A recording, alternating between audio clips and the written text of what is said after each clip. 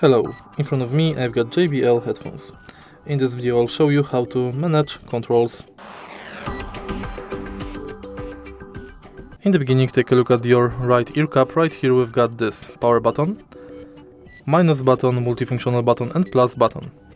Press power button and hold to turn your headphones on and off and to enable multi-point connection and pairing mode.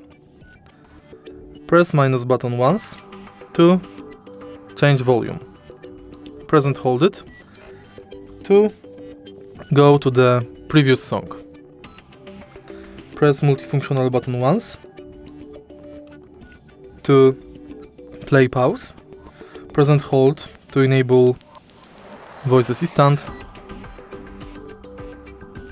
Press once to answer and end the calls, and also press and hold to mute or unmute microphone during calls.